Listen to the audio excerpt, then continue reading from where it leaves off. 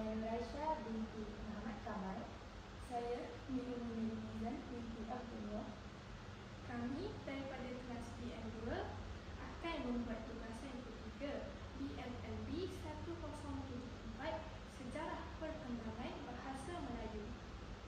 Pada tugasan kali ini, kami akan mempersembahkan sebuah forum yang akan menerangkan tentang dua tokoh. Tokoh yang pertama adalah Dr. Asmah Haji Omar dan juga tokoh kedua adalah Profesor Datuk Awang Sarian. Selamat datang ke forum ilmiah bertajuk Pemikiran dan Peranan Dua Tokoh dalam Memartabatkan Bahasa Melayu. Forum ini merupakan sebahagian daripada tugasan di bawah konsep Kapasiti Pedagogi Pembelajaran Bermakna KPPB yang menekankan penglibatan pelajar secara aktif dan kritis dalam proses pembelajaran. Saya, Nur Arisa binti Aziz Khan, akan menjadi moderator forum pada kali ini. Bersama saya ialah dua panelis yang akan mengupas topik ini secara mendalam. Panelis pertama iaitu Saudari Maya yang akan membicarakan tokoh linguistik tersebut, Profesor Emeritus Datuk Dr. Asmah Haji Omar. Panelis kedua pula ialah Saudari Umi yang akan membincangkan tokoh pejuang bahasa dan dasar, Profesor Datuk Dr. Awang Sarian. Forum ini bertujuan untuk memperjelas dan membandingkan pemikiran serta sumbangan kedua-dua tokoh dalam usaha memartabatkan bahasa Melayu. Forum ini akan berlangsung dalam dua pusingan. Pusingan pertama akan menerangkan pemikiran dan peranan tokoh masing-masing, manakala pusingan kedua akan membandingkan pendekatan mereka secara kritis. Tanpa melengahkan masa, kita mulakan pusingan pertama bersama Saudari Maya. Silakan Saudari Maya. Terima kasih Saudari Arisa. Tokoh yang saya pilih ialah Profesor Emeritus Datuk Dr. Asmah Haji Omar. Beliau merupakan seorang ahli linguistik yang sangat berpengaruh dalam dunia akademik dan perancangan bahasa. Beliau dilahirkan di Jitra Kedah pada tahun 1940 dan telah menghasilkan lebih 30 buah buku serta ratusan makalah ilmiah. Pemikiran beliau sangat mendalam dan berasaskan pendekatan saintifik terhadap bahasa.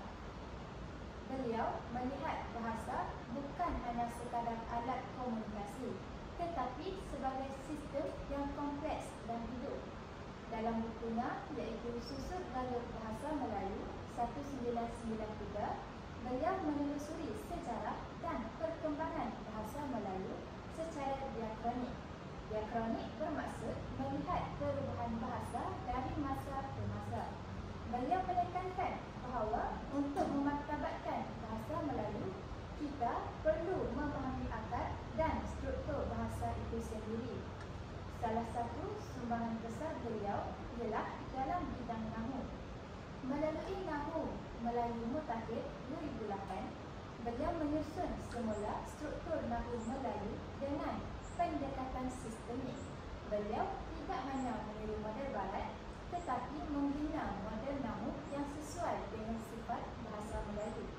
Ini menunjukkan pemikiran kritis dan inovatif beliau dalam bidang linguistik. Selain itu, Dr. Asmah Haji Omar juga aktif dalam dokumentasi bahasa etnik minoriti. Beliau menjalankan kajian lapangan terhadap bahasa orang asli dan etnik di Sabah dan Sarawak. Usaha ini memperlihatkan komitmen beliau terhadap kepelbagaian linguistik dan pemeliharaan warisan bahasa. Selain itu, beliau turut menghasilkan Ensiklopedia Bahasa Melayu 2009. Ensiklopedia ini menjadi rujukan penting dalam pendidikan dan penyelidikan. Ini membuktikan bahawa beliau bukan sahaja ahli teori, tetapi juga sebagai seorang pelaksana yang menghasilkan sumber ilmu yang boleh dimanfaatkan oleh semua golongan masyarakat. Pendekatan beliau bersifat mikro dan analitik. Beliau meneliti fonologi, morfologi dan sintaksis secara terperinci. Beliau percaya bahawa memartabatkan bahasa mesti bermula dengan pemahaman yang mendalam terhadap struktur dan sistem bahasa itu sendiri. Secara keseluruhannya, Dr. Asmah Haji Omar merupakan seorang tokoh yang membina asas ilmiah bagi perkembangan bahasa Melayu sebagai bahasa ilmu. Beliau tidak lantang berpidato, tapi karya dan penyelidikan beliau menjadi tiang seri kepada pemerkasaan bahasa Melayu dalam dunia akademik. Baik, terima kasih Saudara Maya atas uraian yang sangat jelas ini tadi. Seterusnya, saya mempersilakan saudara ini untuk menerangkan tokoh yang kedua kita pada hari ini. Terima kasih saudari Aisyah dan saudari Maya. Tokoh yang saya pilih ialah Profesor Datuk Dr. Awang Sarian. Beliau merupakan seorang pejuang bahasa yang sangat aktif dalam bidang dasar, pendidikan dan advokasi. Beliau dilahirkan pada tahun 1953 di Johor dan pernah menjadi Ketua Pengarah Dewan Bahasa dan Pustaka serta Pengerusi Majlis Bahasa Brunei Indonesia Malaysia. Selain itu, pemikiran beliau berpusat pada gagasan bahawa bahasa Melayu ialah tonggak pengaruh bangsa. Dalam bukunya, Pemikiran Awang Sarian dalam Pemartabatan Bahasa Melayu, beliau menghimpunkan 20 makalah yang menekankan peranan bahasa dalam pembinaan jati diri dan negara. Seterusnya, Awang Sarian percaya bahawa bahasa bukan sekadar alat komunikasi, tetapi lambang maruah dan identiti bangsa. Beliau juga menentang pencairan bahasa melalui penggunaan bahasa raja dan selara yang melunturkan nilai bahasa Melayu. Beliau juga sering menekankan bahawa kita perlu menggunakan bahasa Melayu yang betul dan bermutu dalam semua sektor, termasuk pentadbiran, pendidikan dan media.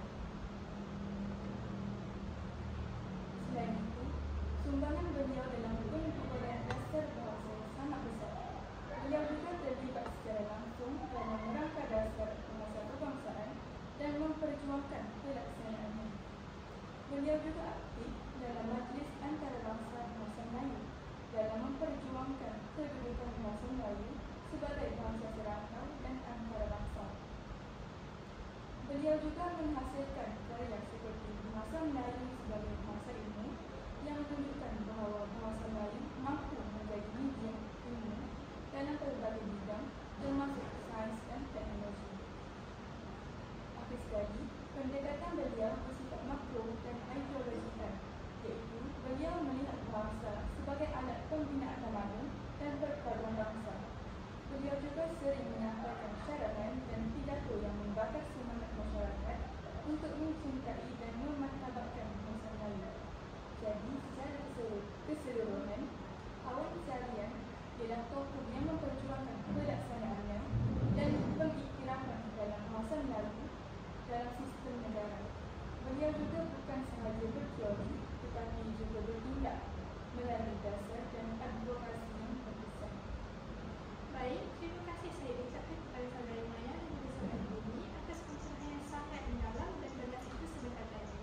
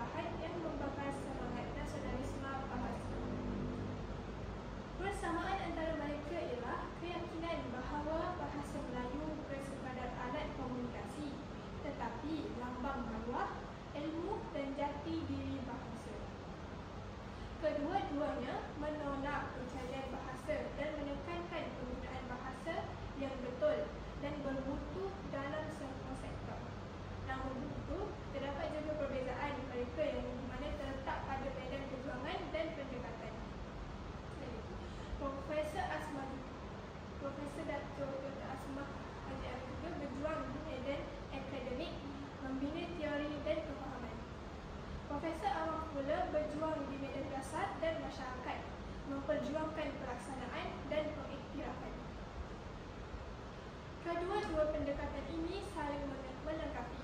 Tanpa asas ilmiah, pelaksanaan akan rapuh dan tidak berakal. Tanpa pelaksanaan, ilmu akan terpinggir dan tidak dimanfaatkan. Maka, kita sebagai generasi pewaris perlu menggabungkan kekuatan kedua-dua tokoh ini. Kita seharusnya menghayati ilmu